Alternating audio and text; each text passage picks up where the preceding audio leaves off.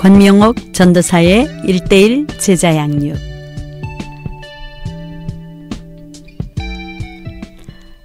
여러분 한 주간 동안 평안하셨습니까? 1:1 제자 양육, 오늘은 5번째 시간이 되겠습니다.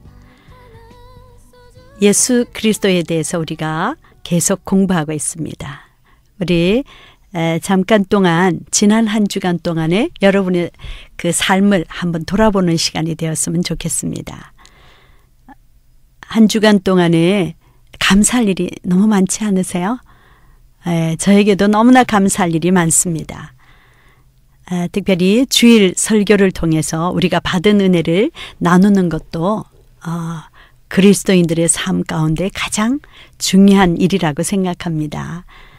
지난주에 저도 로마서 8장 5절에서 11절 말씀을 가지고 영을 따르는 사람에 대해서 말씀을 들었습니다. 하나님은 영이심으로 영을 따르는 사람은 하나님을 맛본 자다. 하나님을 맛본 자는 가장 무엇이 변화될까요? 네, 그렇죠. 생각이에요. 생각이 바뀌어지면 모든 것에 변화가 일어난다고 말씀하셨습니다. 그래서 우리의 생각이 우리의 행동을 낳고, 행동은 또 습관을 낳고, 습관은 인격을 낳고, 인격은 인생을 낳는다. 여러분 어떠세요? 생각이 좀 바뀌어야 될 게 많죠? 그래요. 우리는 언제나 하나님 생각, 예수님 생각을 하면 기쁘고 즐겁고 행복하고 능력 있는 삶을 살 수가 있습니다. 이제 오늘 예수님의 4번째 만남을 함께 우리가 공부하도록 하겠습니다. 이 과에서는 예수 그리스도는 우리 인간을 위해서 십자가에 죽으시고 사흘 만에 부활하셨습니다. 이 사실을 아는 것만으로는 이 구원의 사건이 바로 나 자신을 위한 사건으로 다가오지 않습니다. 예수 그리스도를 나의 구세주로 영접할 때 이루어진 구원의 은혜를 느낄 수가 있습니다. 그래서 이 과에서는 예수 그리스도를 영접하여 구원을 이룰 수 있도록 믿음의 결단을 하여야 하는 시간입니다. 오늘의 주제 성구는 요한복음 1장 12절에서 13절 말씀입니다. 요한복음 1장 12절에서 13절 말씀 같이 한번 암송해 보실까요? 영접하는 자, 곧 그 이름을 믿는 자들에게는 하나님의 자녀가 되는 권세를 주셨으니 이는 혈통으로나 육정으로나 사람의 뜻으로 나지 아니하고 오직 하나님께로서 난 자들이니라. 네, 오늘 영접에 대해서 우리가 함께 나눌 터인데 암송 다 잘하고 계시죠? 네, 또 요한복음 3장 16절 말씀입니다. 하나님이 세상을 이처럼 사랑하사 독생자를 주셨으니 이는 저를 믿는 자마다 멸망치 않고 영생을 얻게 하려 하심이니라. 아멘이시죠? 네, 하나님의 그 말씀은 살아 운동력이 있습니다. 여러분만 암송하지 말고 자녀들과 함께 온 가족이 가정에서 암송을 꼭 하셨으면 좋겠습니다. 이제까지 여러분은 예수님이 누구신지, 무엇을 하셨는지, 그리고 현재 이 세상에서 어떤 역할을 하시는 분인지를 아셨습니다. 그러나 이러한 지식이 여러분의 삶을 변화시키지는 못합니다. 이런 지식이 이 사회를 개혁하지 못하는 것은 더 말할 것도 없습니다. 새로운 생활을 하고 새로운 사회를 이룩하려면 이 예수님의 능력을 체험하고 그의 권세를 실감해야 합니다. 예수님은 하늘과 땅의 모든 권세를 우리에게 약속하셨습니다. 그러기 위해 여러분은 어떻게 하겠습니까? 네, 그렇죠. 거듭남이 필요한 것이죠. 이 과에서는 바로 이 질문에 대해 예수님과 그의 제자들의 대답을 소개합니다. 이들의 제안을 심각하게 생각하십시오. 이 제안에 대해 여러분이 어떤 결정을 하든지 간에 그 순간은 여러분의 생에 있어 중대한 순간이 될 것입니다. 네, 요한복음 우리 3장 16절, 이 성경에 66권을 한 요절 말씀으로 나타내 보십시오 하면 바로 요한복음 3장 16절이 되겠습니다. 하나님이 세상을 이처럼 사랑하사 독생자를 주셨으니 이는 저를 믿는 자마다 멸망치 않고 영생을 얻게 하려 하심이니라. 하나님이 사랑한 세상은 무엇을 가리키며 어떤 영역을 포함합니까? 하나님이 지으신 세상 모든 사람들과 자연까지도. 하나님은 사람의 영혼만을 사랑하시지 않았습니다. 하나님은 온 인류를 사랑하시고 그들이 사는 자연과 그들이 속한 사회까지도 사랑하셨습니다. 여러분도 영혼만이 아니라 자연과 사회도 사랑하시죠? 네. 성경에 나타난 세상의 의미를 한번 보겠습니다. 요한 1서 2장 15절의 말씀에 보면 이 세상이나 세상에 있는 것들을 사랑하지 말라. 누구든지 세상을 사랑하면 아버지의 사랑이 그 안에 있지 아니하니. 요한 1서 2장 15절의 세상은 하나님을 등진 채 형성된 가치관과 문화, 문물, 제도, 기구 등을 총칭합니다. 히브리서 11장 3절의 세상은 창조된 세계를 말하고 있습니다.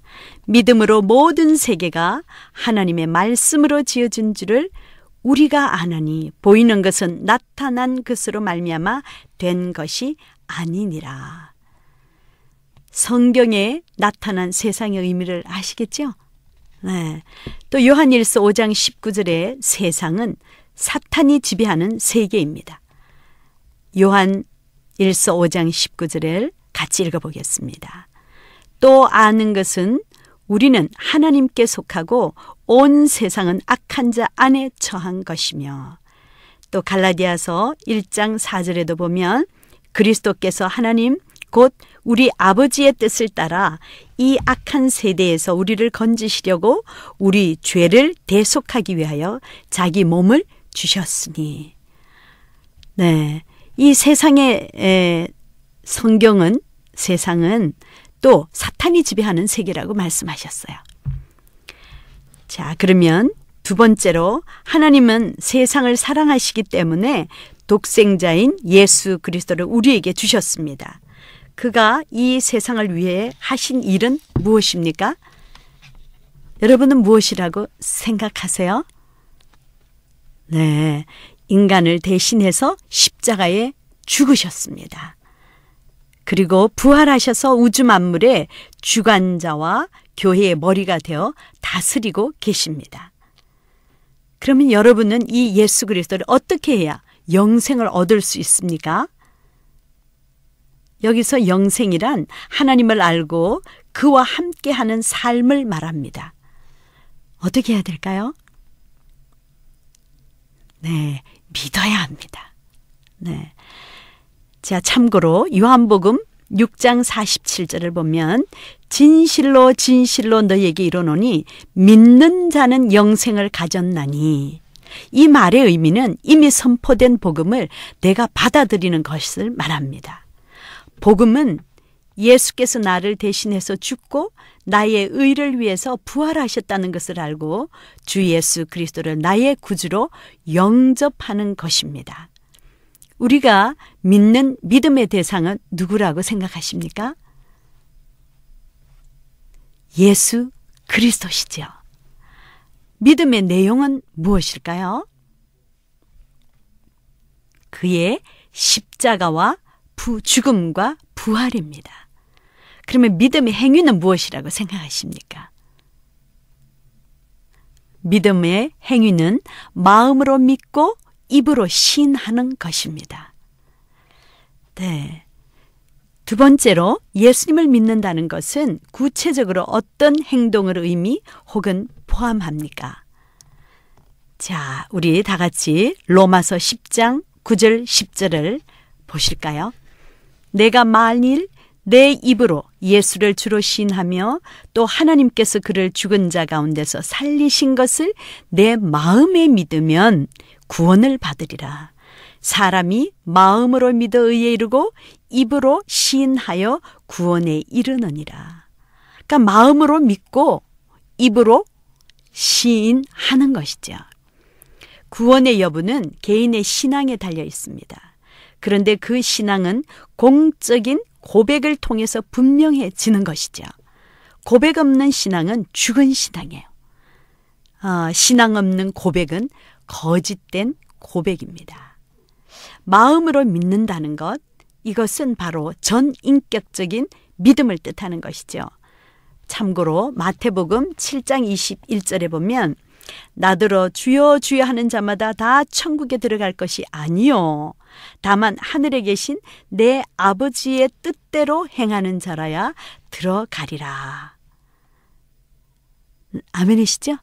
네. 또 이사야서 29장 13절에 보면 주께서 이르시되 이 백성이 입으로는 나를 가까이 하며 입술로는 나를 공경하나 그들의 마음은 내게서 멀리 떠났나니 그들이 나를 경외함은 사람의 계명으로 가르침을 받았을 뿐이라.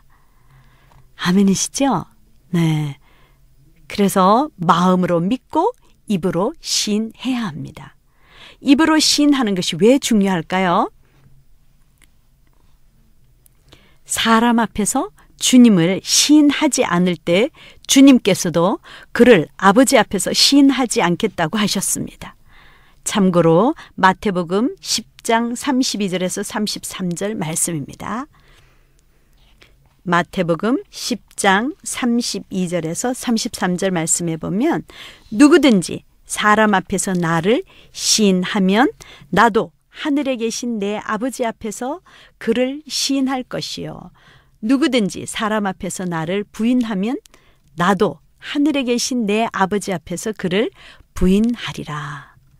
예수님도 어디서든지 이거 말씀으로 시인하라는 거예요. 또 의의 이름과 구원의 이름이 있습니다. 의의 이름은 마음으로 믿음으로써 우리는 구원에 이른다고, 의에 이른다고 하셨습니다. 구원의 이름은 후자는 마음에 믿는 바를 다른 사람 앞에서 말함으로써 이루어진다고 말씀하셨습니다. 결국 둘 다 무엇으로 되어지죠? 믿음. 그렇죠? 믿음으로 되는 것입니다. 이것은 몸으로 하나님과 화목하게 하려 하심이라고 말씀하셨습니다. 요한복음 1장 12절을 보면 영접하는 자 곧 그 이름을 믿는 자들에게는 하나님의 자녀가 되는 권세를 주셨으니 라고 했는데 여기서 영접하는 것, 이것은 곧 그 이름을 믿는다는 것을 말씀하고 있습니다. 예수님을 하나님의 뜻을 나타내주고 나의 죄를 대속해주는 구세주로 고백하는 것입니다. 어떠세요? 어려우세요? 그렇죠. 영접하는 것은 아주 예수님의 말씀대로 순종만 하면 되는 것입니다. 사도행전 2장 38절을 보면 베드로가 이르되 너희가 회개하여 각각 예수 그리스도의 이름으로 세례를 받고 죄 사함을 받으라. 그리하면 성령의 선물을 받으리니. 이 말씀을 보면 회개하는 것입니다. 회개가 무엇일까요? 회개는 하나님을 등졌던 사람이 하나님을 향해 살겠다고 결단하는 것으로 나의 죄를 인정하고 그 죄를 고백하고 죄의 용서를 위해 기도하는 것입니다. 또 세례를 받는 것은 무엇일까요? 세례는 예수님을 믿음으로써 죄 씻음 받았다는 상징하는 공적인 예식입니다. 마치 결혼식을 올림으로 인하여 정식으로 부부로 인정이 되는 것과 마찬가지로 세례를 받음으로 예수 믿는 교인인 것을 확증하게 되는 것입니다. 세례는 구원의 조건이 아닙니다. 이미 구원받은 사람이 받는 것입니다. 세례는 예수님을 믿고 구원의 확신이 있으면 됩니다. 세례를 받음으로 교회 공동의회의 회원이 되어 권리와 의무를 이행하게 되는 것입니다. 은혜가 되셨나요? 우리 찬양을 한 곡 듣고 계속 이어가겠습니다. 예지도야 내가 축복해 줄게.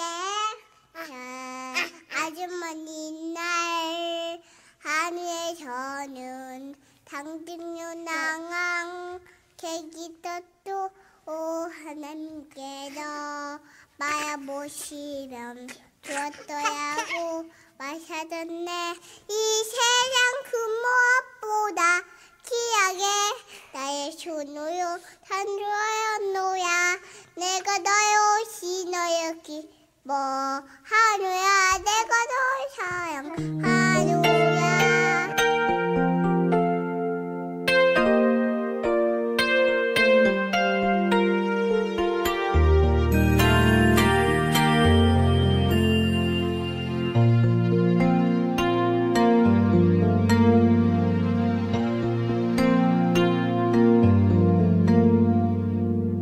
아주 먼 옛날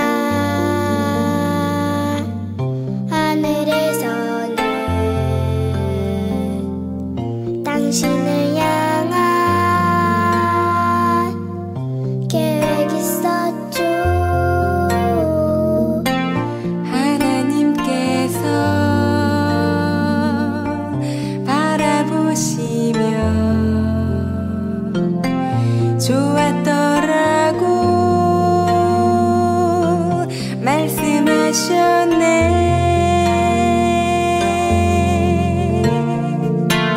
이 세상 그 무엇보다 귀하게 나의 손으로 창조하였노라.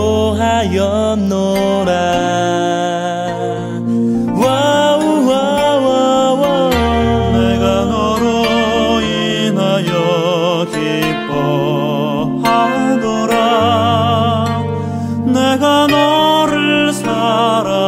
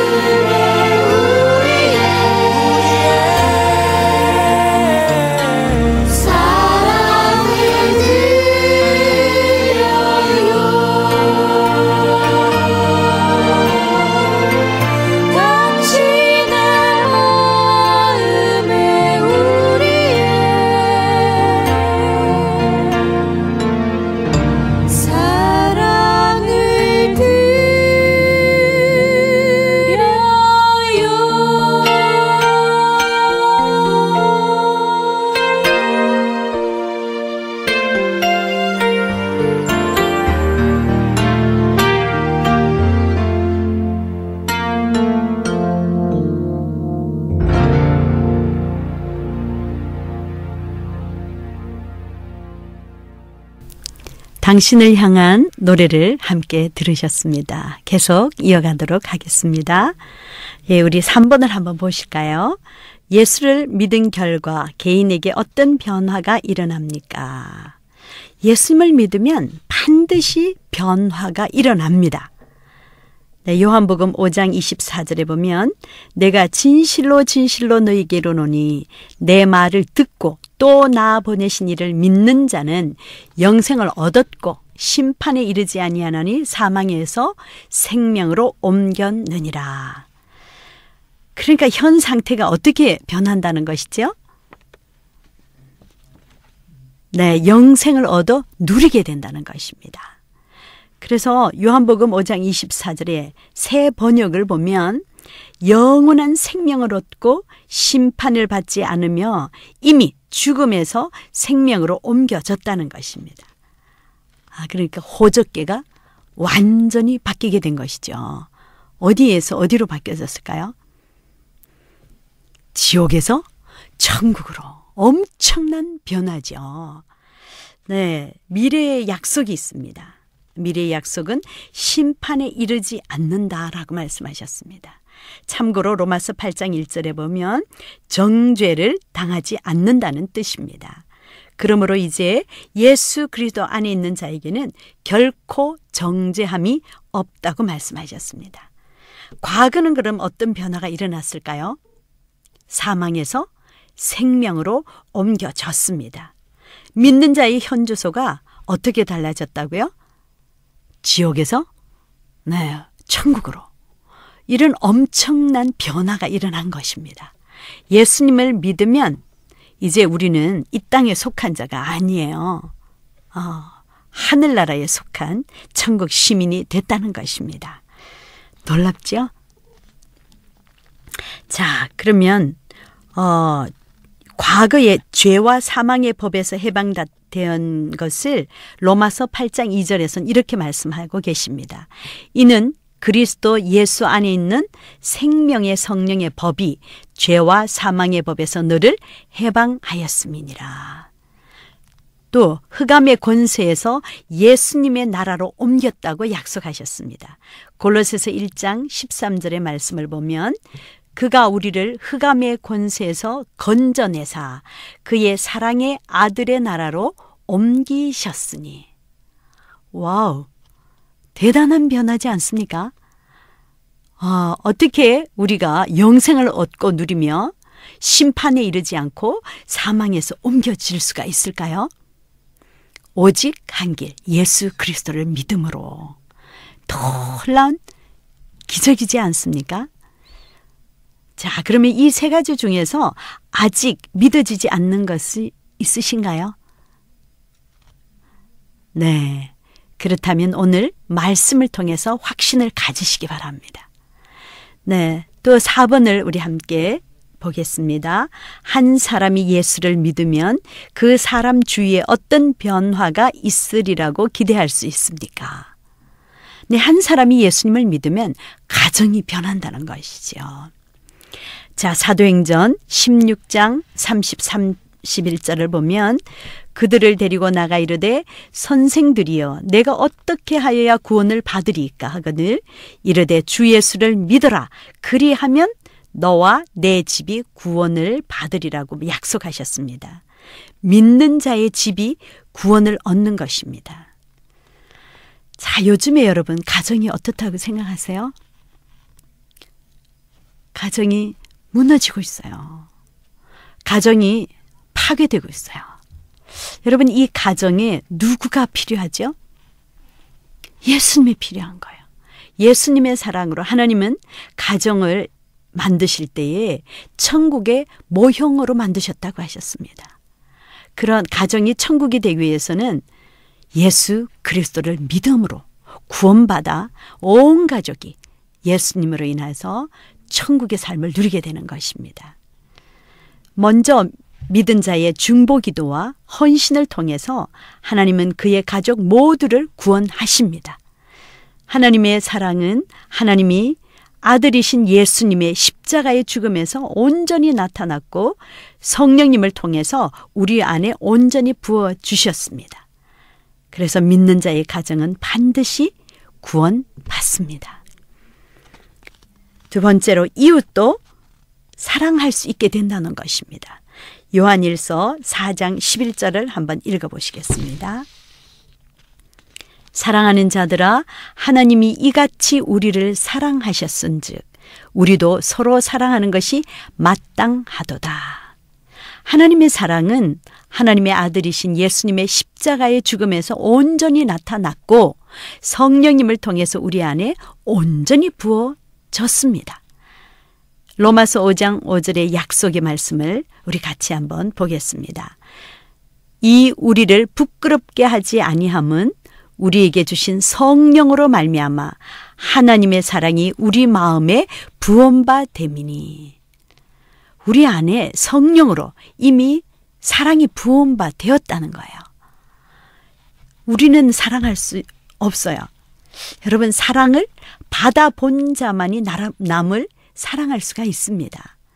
그리스도인은 하나님의 사랑을 맛보았기에 이웃을 사랑할 수 있습니다. 받고 깨달은 만큼 사랑할 수가 있어요. 여러분, 우리 모두에게 사랑의 주님이 계신 걸 믿으십니까? 그분은 사랑의 원조탄이십니다. 우리에게도 그런 힘을 주셨어요. 이웃에 대한 나의 사랑은 어떤가요? 옆집에 사시는 분의 이름을 혹시 아십니까? 가족의 숫자는 몇 명인지 아시나요? 직장 동료들에 대해서는 어떠신가요? 이제는 우리의 앞, 뒷집부터 또 직장의 동료, 이런 나의 사랑하는 사람들을 구체적으로 이제는 알아보아야 된다는 거죠. 예수님의 그 사랑을 이웃에도 나타내야 되고 직장의 동료들에게도. 이것이 곧 바로 전도가 아니겠어요? 네. 이렇게 잘하고 계시다고요. 그렇죠. 우리는 정말 이웃을 내 몸과 같이 사랑하는 예수님의 그 사랑을 나타내는 저와 여러분이 되기를 바랍니다. 자, 그러면 이제 사회를 한번 볼까요? 마태복음 5장 13절에서 16절 말씀을 보면 너희는 세상의 소금이니 소금이 만일 그 맛을 잃으면 무엇으로 짜게 하리요? 후에는 아무 쓸데없어 다만 밖에 버려져 사람에게 밟힐 뿐이니라. 너희는 세상의 빛이라. 산 위에 있는 동네가 숨겨지지 못할 것이요. 사람이 등불을 켜서 말 아래에 두지 아니하고 등경 위에 두나니 이름으로 집안 모든 사람에게 비치느니라. 이같이 너희 빛이 사람 앞에 비치게 하여 그들로 너희 착한 행실을 보고 하늘에 계신 너희 아버지께 영광을 돌리게 하라. 아멘이시죠? 그렇죠. 사회에서도 우리는 빛의 자녀답게 이제는 세상의 이 어두운 세상에 빛이 되어야 하고 이 썩어가는 세상에 소금의 역할을 감당하라는 것입니다. 하나님은 누가 세상의 방패를, 이 부패를 방지하고 어둠을 물리칠 수 있다고 생각하십니까? 오직 예수 그리스도만이 할 수 있다고 판단하고 계십니다. 그렇다면 이에 대해서 우리 자신은 어떻게 생각하는지 한번 나누어 보실까요? 여러분은 이 어둠의 세상에 어떤 태도를 취하고 계십니까? 네, 착한 행실을 하고 계시다고요. 그래요. 이 빛의 열매가 무엇입니까? 바로 착하고 의롭고 진실하게 사는 것이죠. 직장에서는 어떻게 여러분이 구체적으로 사랑을 표현하고 계십니까? 오늘 에베소서 5장 8절 13절을 한번 같이 읽어보겠습니다. 에베소서 5장 8절과 13절 말씀입니다. 너희가 전에는 어두움이더니 이제는 주 안에서 빛이라. 빛의 자녀들처럼 행하라. 예수님은 빛이세요. 우리 안에 계십니다. 그분이 내 안에 계시면 빛의 자녀와 같이 이제는 착하고 의롭고 진실한 삶을 사는 저와 여러분이 됩시다. 네.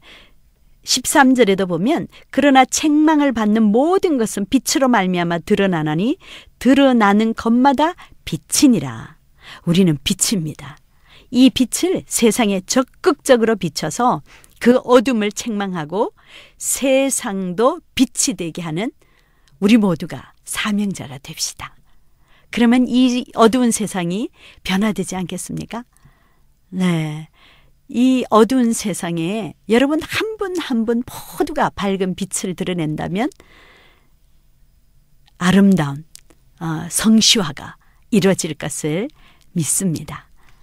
네, 이제 5번째로 예수님을 믿을 때 우리가 각자는 하나님과 특별한 관계를 갖게 됩니다. 즉 하나님의 백성 혹은 하나님의 자녀가 됩니다. 자, 그러면 우리 베드로전서 2장 9절을 한번 읽어보시겠습니다. 베드로전서 2장 9절. 그러나 너희는 택하신 족속이요 왕 같은 제사장들이요 거룩한 나라요 그의 소유가 된 백성이니 이는 너희를 어두운 데서 불러내어 그의 기이한 빛에 들어가게 하신 아름다운 덕을 선포하게 하려 하심이라. 빛에 들어가게 하신 분이 누구십니까? 예수님이시죠. 그분의 아름다운 덕을 이제는 선포하라는 것입니다. 우리는 곧 하늘나라의 CF 모델이라는 것입니다. 멋있지 않습니까? 여러분을 보면 누구를 본 것처럼 예수님을 본 것처럼 와, 멋있지 않아요? 요한복음 1장 12절에도 영접하는 자 곧 그 이름을 믿는 자들에게는 하나님의 자녀가 되는 권세를 주셨습니다. 이 말은 우리가 하나님과 관계를 갖는 순간 이미 그를 믿는 다른 사람들과도 관계가 맺어짐을 뜻합니다. 로마서 12장 5절 말씀에는 이 관계를 어떻게 표현합니까? 로마서 12장 5절 말씀입니다. 이와 같이 우리 많은 사람이 그리스도 안에서 한 몸이 되어 서로 지체가 되었느니라. 우리는 서로 예수 그리스도를 믿음으로 한 몸이라는 것입니다. 그래서 예수님을 믿으면 지체의식을 가져야 돼요. 제가 몸이라고 여겨지세요? 이것을 알지 못하니까 한국 교회가 지금 교회마다 아픔이 있는 거예요. 여러분, 지체라는 것은 아프게 하지 않는 것을 말합니다.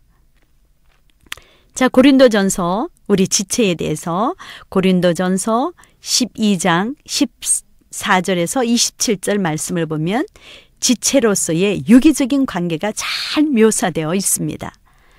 이 내용을 한번 우리 읽고 묵상해 보실까요?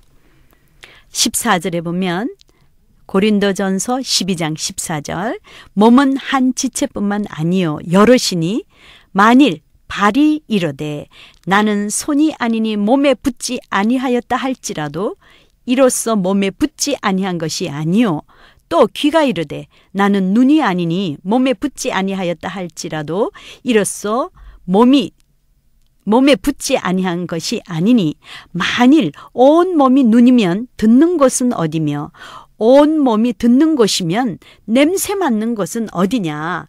그러나 이제 하나님이 그 원하시는 대로 지체를 각각 몸에 두셨으니 만일 다 한 지체뿐이면 몸은 어디냐. 이제 지체는 많으나 몸은 하나라. 눈이 손들어 내가 너를 쓸 데가 없다 하거나 또한 머리가 발들어 내가 너를 쓸 데가 없다 하지 못하리라. 그뿐 아니라 더 약하게 보이는 몸의 지체가 도리어 요긴하고 우리가 몸에 덜 귀히 여기는 그것들을 더욱 귀한 것들로 입혀주며 우리의 아름답지 못한 지체는 더욱 아름다운 것을 얻느니라. 그런즉 우리의 아름다운 지체는 그럴 필요가 없느니라. 오직 하나님이 몸을 고르게 하여 부족한 지체에게 귀주감을 더하사 몸 가운데서 분쟁이 없고 오직 여러 지체가 서로 같이 돌보게 하셨느니라. 만일 한 지체가 고통을 받으면 모든 지체가 함께 고통을 받고, 한 지체가 영광을 얻으면 모든 지체가 함께 즐거워하느니라. 너희는 그리스도의 몸이요 지체의 각 부분이라. 아멘이시죠? 우리는 뗄래야 뗄 수가 없어요. 우리는 그리스도의 몸입니다. 한 몸이라는 거예요. 자, 지체의식이란 무엇이냐면 이것은 내가 예수님의 몸의 한 지체입니다. 다른 성도들은 같은 몸에 붙어서 생사고락을 함께 해야 하는 지체라는 의식을 말하는 것입니다. 우리에게는 이 의식이 있으신지요? 얼마나 우리가 보배롭고 존귀한 지체인지 여러분 함부로 사람들에게 말할 수 있는 자가 있나요? 여러분 손톱 밑에 가시가 들면 손가락만 아픕니까? 어떠세요? 몸 전체가 다 아프지 않아요. 그래서 우리는 지체의식을 가지고 남을 아프게 하지 않아야 돼요. 서로 한 몸인 우리는 사랑으로 사랑의 공동체가 되어야 하는 것이죠. 교회는 섬김의 공동체, 사랑의 공동체, 우리 행복한 공동체가 되어야 합니다. 우리 모두가 지체의식을 가지고 아름다운 공동체가 되기를 바랍니다. 우리 찬양 한 곡 듣고 계속 이어가도록 하겠습니다.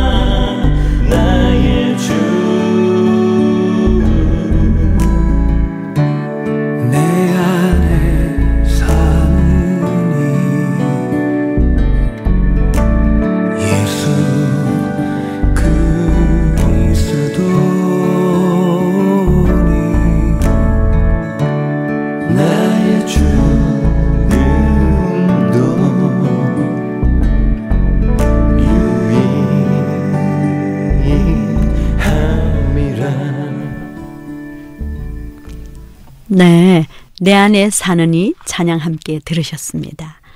곧 이어가도록 하겠습니다. 우리 6번을 한번 읽어보시겠습니다. 예수님을 믿는 사람들은 필연적으로 서로 간의 관계를 맺게 되고 이들은 모여서 한 몸을 이룹니다. 이것을 교회라고 부릅니다. 비록 오늘날 우리 눈에 보이는 교회들이 완전하지는 못하지만 예수님은 자기의 피를 값으로 지불하시고 이 교회를 샀습니다.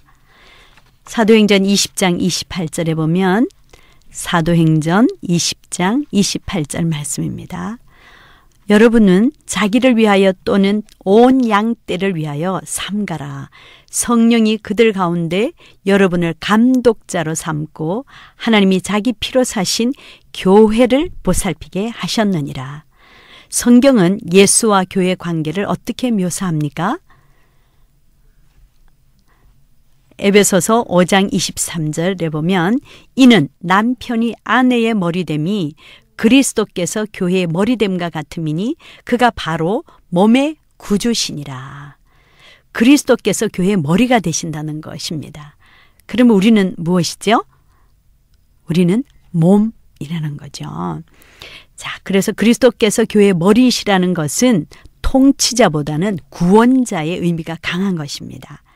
교회에서 생활하면서 위와 같은 관계를 얼마나 의식하며 지내십니까?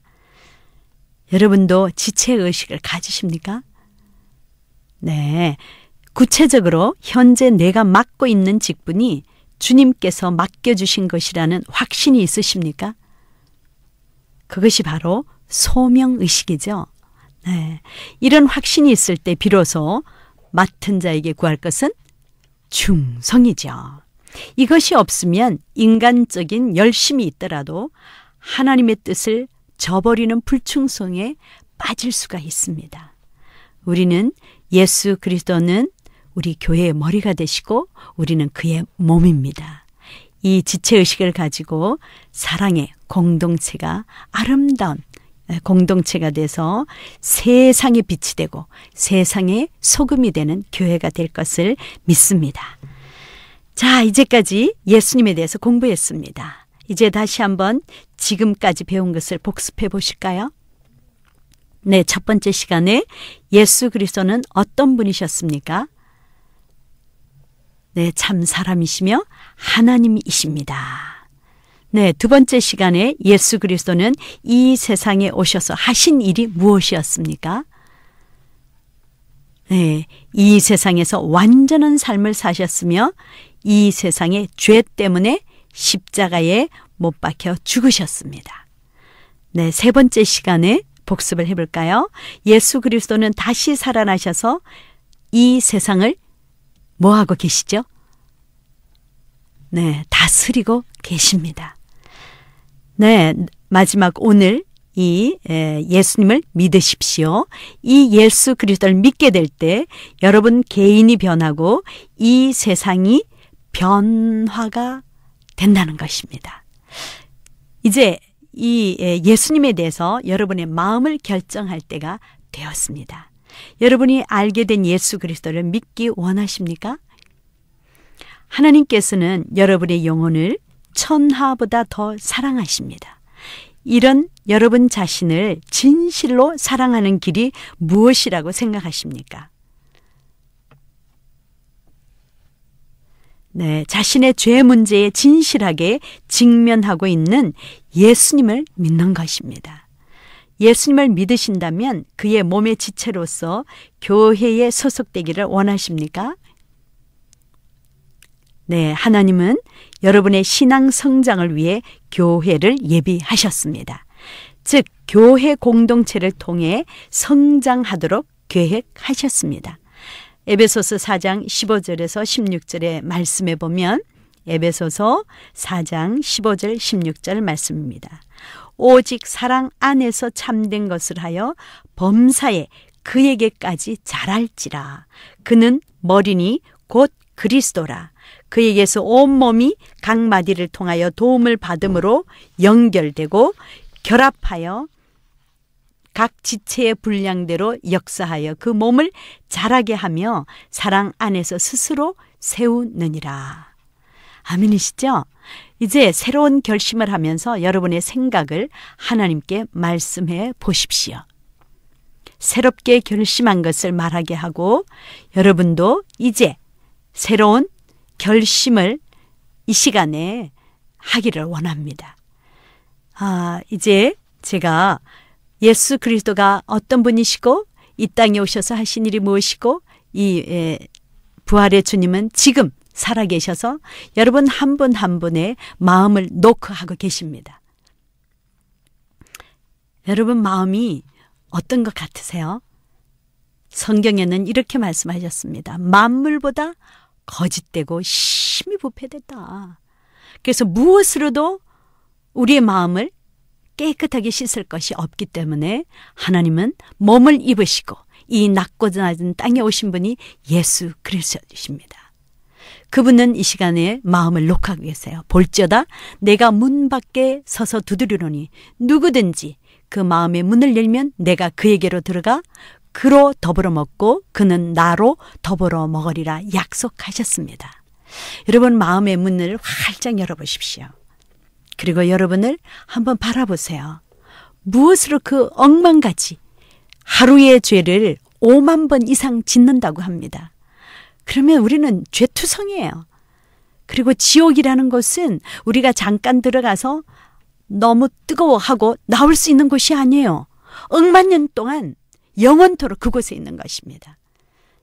그러나 예수님의 십자가의 죽으심은 그곳에 들어가지 않고 천국에서 영원한 생명을 얻고 영원토록 함께 하길 원하십니다. 여러분도 천국에 하나님의 자녀로서 영생을 얻기를 원하십니까? 네, 그렇다면 이 시간 저와 함께 예수 그리스도를 영접하는 자, 곧 그 이름을 믿는 자들에게는 하나님의 자녀가 되는 권세를 주셨으니 이는 혈통으로나 육정으로나 사람의 뜻으로 나지 아니하고 오직 하나님께로 난 자들이라고 말씀하셨습니다. 여러분 마음에 한번 손을 얹어 보실까요? 자, 우리 마음속에 예수님이 지금 들어오시기를 원하십니다. 그 마음에 이렇게 하나님께 우리가 기도하면 하나님은 영이심으로 들어오셔서 억만가지 알고도 지은 죄, 모르고도 지은 죄, 입으로 말하면서 귀로 들으면서 눈으로 보면서 온 육신으로 지은 더러운 죄악을 예수님의 십자가의 보혈의 피로 깨끗하게 씻어주실 뿐 아니라 영생을 주시겠다고 약속하셨습니다. 우리 다 같이 살아계신 하나님 앞에 영접 기도를 저와 함께 같이 따라 하시겠습니다. 주 예수님, 저는 죄인입니다. 지금 나는 내 마음의 문을 열고 예수님을 나의 구주, 나의 하나님으로 영접합니다. 내 안에 들어오셔서 나의 모든 죄를 십자가에서 죽으심으로 사하여 주심을 감사합니다. 나의 죄를 용서하시고 영생을 주심을 감사합니다. 나를 다스려 주시고 나를 하나님이 원하시는 사람으로 만들어 주옵소서. 예수님의 이름으로 기도합니다. 아멘. 여러분, 예수님을 이제 구세주로 영접하셨습니까? 네, 축하합니다. 여러분은 이제 예수 그리스도가 주인이 되셨습니다. 예수님의 주인이 된 분은 이제 하나님의 자녀답게 점점 성화되어져 나가야 합니다. 여러분도 예수님을 구세주로 영접하여 하나님의 자녀가 되어서 이제는 매일 신령한 영의 양식을 먹어야 합니다. 하루에 말씀을 3장씩은 꼭 읽어보시기 바랍니다. 그리고 매일 신령한 호흡을 하셔야 돼요. 여러분, 호흡은 어떤 것입니까? 숨 쉬는 것이죠. 어려우세요? 숨쉬기가? 쉽죠? 자연스러운 것입니다.